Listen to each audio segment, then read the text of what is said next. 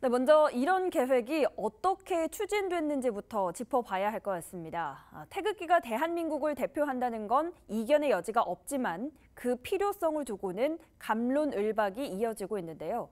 국가 상징 공간은 무엇이고 또 초대형 태극기 설치 추진은 어떻게 이루어진 건지 양진호 기자가 보도합니다.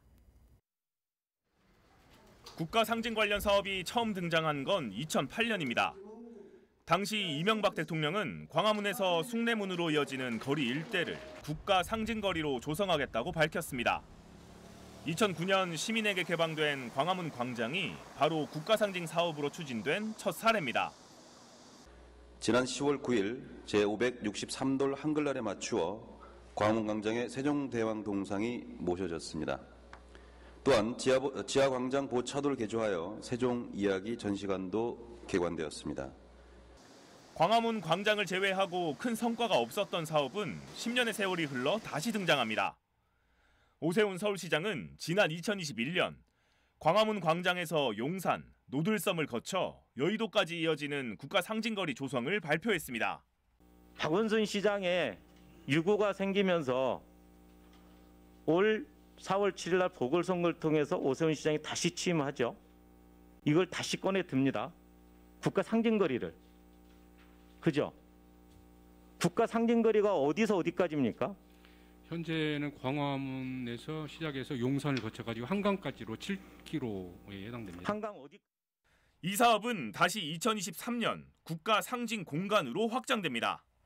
당시 서울시는 국토부와 MOU를 체결하고 서울역, 현충원 등 서울의 주요 지점에 국가 상징 공간 조성 추진을 시작했습니다. 서울 주요 공간에 대한 역사적, 문화적 가치를 보여주는 국가 상징 공간으로 조성하고자 합니다. 지난 9월 서울시와 국가건축위원회, 국토교통부와 MOU를 체결하였고 현재로서는 서울역, 현충원 등을 포함한 주요 공간에 대해 국가 상징 공간 선도 사업을 대상지를 조사하고 이후 올해 2월 국가 상징 공간 대상지로 광화문 광장이 처음 거론됩니다. 대형 태극기 설치도 이 시기에 처음 등장했습니다.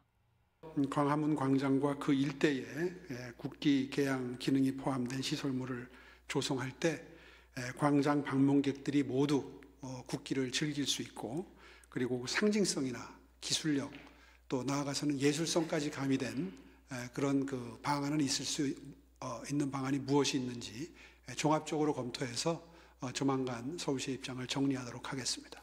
이처럼 국가 상징 사업은 이명박 대통령 임기 때부터 이어져 왔습니다. 2008년 이후 보수 정권이 집권할 때마다 사업이 추진됐습니다. BTV 뉴스 양진호입니다. BTV 뉴스를 더 많이 보고 싶으시다면 여기 구독 버튼을 눌러주세요. 추천 영상도 누르면 바로 재생됩니다. 또 다양한 서울 소식을 보고 싶으시다면 휴대폰에서 가지 앱을 다운로드해보세요. 저희 BTV 뉴스를 시청해주셔서 감사합니다.